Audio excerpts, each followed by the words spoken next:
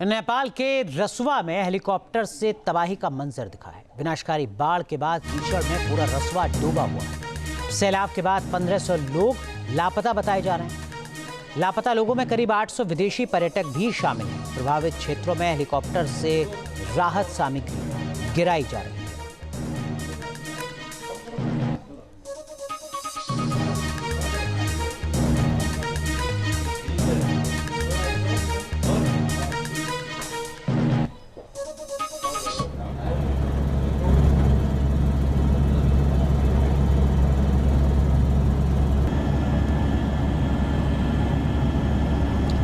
ये हेलीकॉप्टर की तस्वीरें इस वक्त हम आपको दिखा रहे हैं। हेलीकॉप्टर से किस तरीके से बर्बादी की तस्वीरें सामने आई हैं वो आप देख सकते हैं।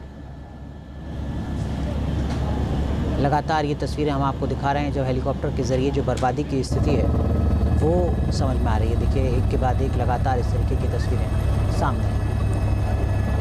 तो नेपाल में विनाशकारी सैलाब से भारी तबाही मची है। अब तक 188 लोगों की मौत हो चुकी है। जो जानकारी मिल रही है उसके मुताबिक मृतकों की संख्या ज़्यादा बढ़ सकती है।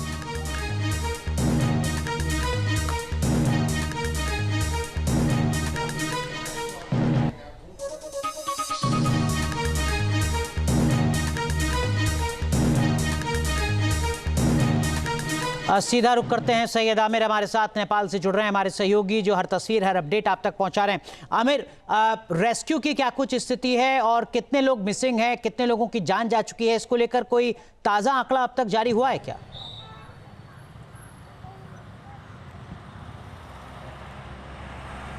देखिए, अभी तक जो सरकारी आंकड़ा है वो करीब 225 के आसपास बताया जा रहा है। हालांकि ये भी सोर्सेस के हवाले से खबर आई है और करीब 1200 लोग मिसिंग हैं ऐसा बताया जा रहा है, और जिसमें 384 से ज़्यादा जो विदेशी पर्यटक हैं वो बताए जा रहे हैं। लेकिन ये आंकड़ा आगे भी बढ़ सकता है ऐसा बताया जा रहा है और कम भी हो सकता है। वजह क्या है कि बड़ी संख्या में जो लोग हैं उनसे कनेक्शन नहीं हो पा रहा है। असल में हो क्या रहा है कि होटल्स जो टूरिस्ट प्लेस है वहां पर जो होटल्स में बाकायदा जिनकी जानकारी दी गई थी और खासतौर पे जो सरकारी आंकड़ा होता है जिसमें पर्यटकों का नाम दर्ज होता है, एक तो वहां से लिस्ट निकाली जा रही है, उनसे संपर्क करने की कोशिश की जा रही है। दूसरी तरफ जो स्थानीय लोग हैं, जो कामकाज करने वाले नेपाली लोग हैं, उनसे भी संपर्क करने की कोशिश की जा रही है। बहुत सारे लोग उनका पता भी चला है। करीब 400 से ज्यादा लोगों के रेस्क्यू अभी तक किए जा चुके हैं। और जहां पर हम मौजूद हैं नवाकोट के इलाके में, नवाकोट से रसुआ का जो इलाका है, रसुआ की तरफ जाने वाली जो रोड है वो पूरी तरह से खत्म हो चुकी है।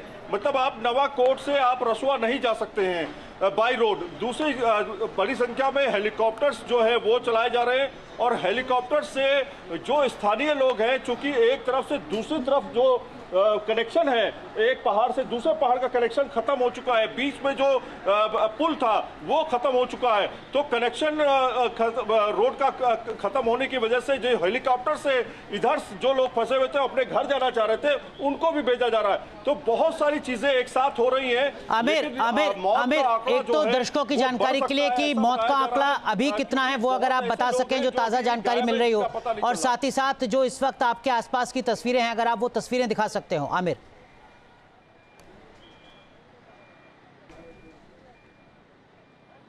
देखिए, मौत का आंकड़ा जो है वो 184 पहले था, उसके बाद बताया गया कि 220 से 225 के आसपास मौत का आंकड़ा आया है सरकारी आंकड़ा।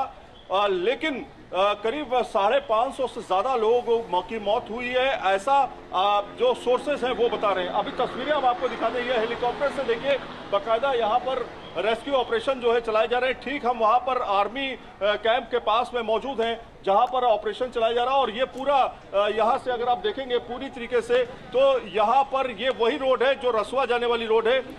और इस जगह पर बाकायदा जो नेपाल सरकार है वो अपना रेस्क्यू ऑपरेशन चला रही है। लेकिन अभी भी आप देखिए, चूंकि हम वहां पर मौजूद हैं जहां पर नेटवर्क है, अगर हम जहां पर समस्या हुई है, जहां पर लैंडस्लाइड हुआ है, जहां पर तबाही आई है, वहां पर जाएंगे तो नेटवर्क नहीं मिलेगा, हमें आपसे बातचीत करना मुमकिन नहीं होगा। तो इसलिए हम यहाँ पर खड़े हैं। ठीक यहाँ से 400 मीटर के आगे, 500 मीटर के आगे पूरी तरीके से रोड वैनिश हो चुकी है, रोड खत्म हो चुकी है। तो कनेक्शन अभी बनाने में नेपाल सरकार जुटी हुई है। भारत सरकार ने बाकायदा बड़ी संख्या में जो राहत सामग्री है, बिल्कुल इसके अलावा जो लगातार मदद भेजी जा रही है। तो हमारे सहयोगी सैयद आमिर जो इस वक्त नेपाल में उस जगह पर मौजूद है जहां पर कुदरत ने कल कहर बरपाया है, वो बता रहे हैं कि मौत का आंकड़ा बढ़ चुका है। 220 से 225 ये आंकड़ा बढ़ गया है, जो कल तक 180 के आसपास बताया जा रहा था। हालांकि ये आधिकारिक सरकारी आंकड़ा है। आमिर, लौटेंगे आपके पास।